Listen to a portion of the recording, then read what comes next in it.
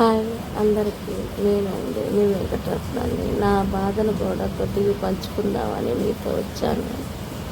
నా సబ్స్క్రైబర్స్ కూడా నా ఫ్రెండ్స్ లాగా అనుకొని, నా రిలేటివ్స్ లాగా అనుకొని, నా సొంత బంధువుల్లాగా అనుకొని, మనకి ఇష్టమైన వ్యక్తి చనిపోతే ఎంతో బాధగా ఉంటుందండి. మా నాన్నమ్మ అంటే కూడా చాలా చాలా ఇష్టం. మా నాన్నమ్మకి ఇద్దరు కొడుకులను ముగ్గురు ఆడపిల్లలు, ముగ్గురు మగపిల్లలు ఉన్నారు. ఇద్దరు కలిసి మమ్మల్ని చాలా చాలా ప్రేమ తీసుకుంటాను. ఆమె ఎంతో ఇష్టం నాకైతే. నేను ఎక్కువ దగ్గరగా ఉండేదాన్ని. నాకే ఎక్కువ ఇష్టం అండి. ఆవంటే ఎంతో ప్రేమగా చూసుకుంది. నా ముగ్గురు పిల్లలు ఆడపిల్లలు జాగ్రత్తగా తీసుకుని పెంచి పెద్ద చేసిందండి.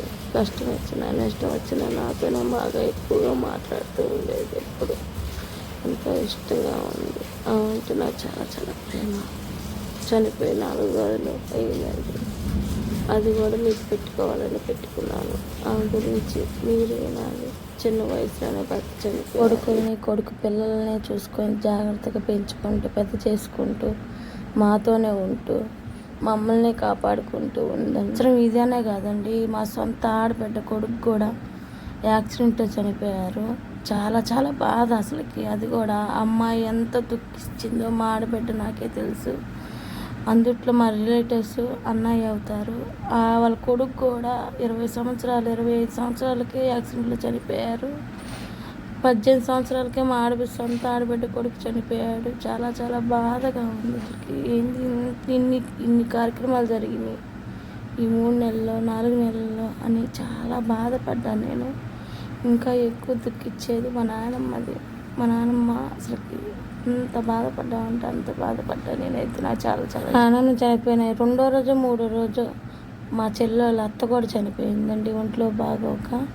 ఇంకా అన్నీ ఇవే కనిపిస్తున్నాయి. ఎండాకాలం వచ్చింది, ఈ సంవత్సరం అంతా ఈ చనిపోవటాలు ఇవే కనిపిస్తున్నాయండి. అసలు ఎక్కడ చూసినా ఫోటోలు.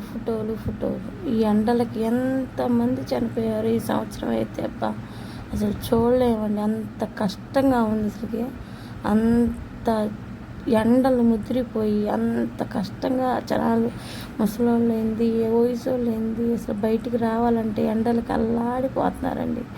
అసలు అంత ఎండలు ఉండి ఎక్కువగా జాగ్రత్తగా ఉండండి.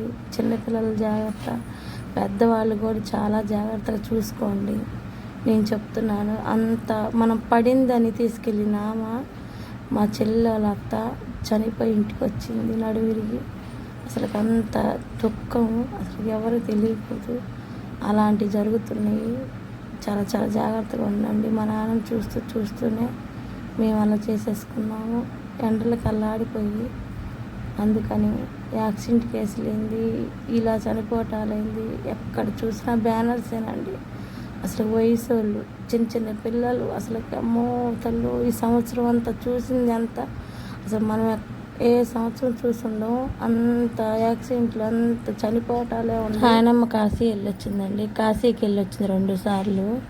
కాశీకి వెళ్ళొచ్చింది కాబట్టి కాల్పుడు జరిపాము. ప్రశాంతంగా నెయ్యి కొనుక్కొచ్చి అన్ని కట్టుపళ్ళన్నీ కొనుక్కొచ్చి అక్కడే చేశారు నాయనమ్మకి. ఆ రథం తీసుకొచ్చామండి. ఎండాకాలం కదా, అందరు కష్టపడకూడదని మా నాన్నమ్మ ఎప్పుడో కోరుకుంది బతుకుండగానే.